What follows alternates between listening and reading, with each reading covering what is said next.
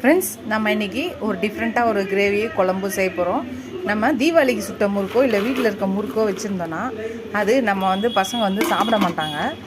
ஒரு 2 நாள் 3 நாள் சாப்பிடுவாங்க, அப்புறம் சாப்பிட மாட்டாங்க. அதை வச்சு இப்போ எப்படி செய்யலான்னு பார்க்கலாங்க. ஒரு கிரேவி குழம்பு. அதுக்கு முதல்ல முறுக்கு எல்லாத்தையும் இது மாதிரி உடச்சி வச்சுக்கலாம். அடுப்பத்தை வச்சு ஒரு பேன் வச்சாச்சு. கொஞ்சம் எண்ணெய் ஊற்றிக்கலாம்.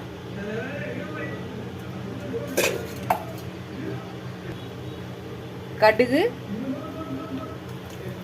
சீரகம், 1/2 ஸ்பூன் கடுகு, 1/2 ஸ்பூன் சீரகம், 1/2 ஸ்பூன் உளுத்தம்பருப்பு, 1/2 ஸ்பூன் கடலைப்பருப்பு. இது நல்லா வெடிச்சோடனே 10 பல்லு பூண்டு போட்டுக்கலாம். பூண்டை வதங்கினோடனே இப்போ ஒரு 2 வெங்காயம் போட்டுக்கலாம். பொடியாக நறுக்குனதை போட்டுக்கலாம். கருவேப்பிலை கொஞ்சம் போட்டுக்கலாம். இப்போ தக்காளி போட்டுக்கலாம். பெரிய சைஸில் 2 வெங்காயம் 2 தக்காளி போட்டிருக்கேன். இப்போ இதையும் சேர்த்து நல்லா வதக்கிக்கலாம்.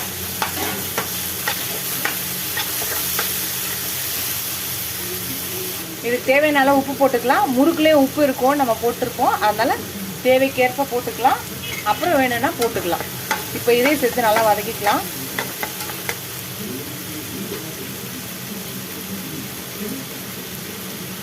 ஒரு 1/4 ஸ்பூன் மஞ்சத்தூள், 1 ஸ்பூன் தனியாத்தூள், 2 ஸ்பூன் மிளகாய்த்தூள், 1 ஸ்பூன் ஜீரகத்தூள். இப்போ இதையும் சேர்த்து நல்லா கலந்துக்கலாம்.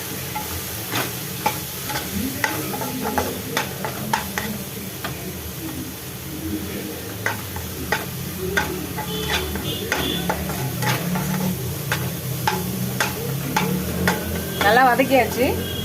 இப்போ 1/2 கிளாஸ் தண்ணி ஊற்றலாம். இப்போ இது நல்லா கொதித்து வரட்டும். கொதித்து வந்தோன்னே நம்ம முறுக்கை நல்லா உடச்சி வச்சு அதை தூள் பண்ணி போட்டு ஒரு 2 நிமிஷம் கொதிச்சுன்னா நம்ம இறக்கிடலாம். இது முதல்ல கொதிக்கிட்டோம். இந்த டைமில் நம்ம 1 ஸ்பூன் கரம் மசாலா போட்டுக்கலாம். இப்போ இதையும் சேர்த்து நல்லா கலக்கி விடலாம்.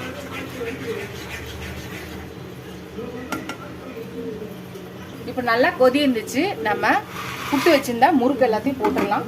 எல்லாத்தையும் சேர்த்து கலந்துக்கலாம். எல்லாத்தையும் போட்டாச்சு.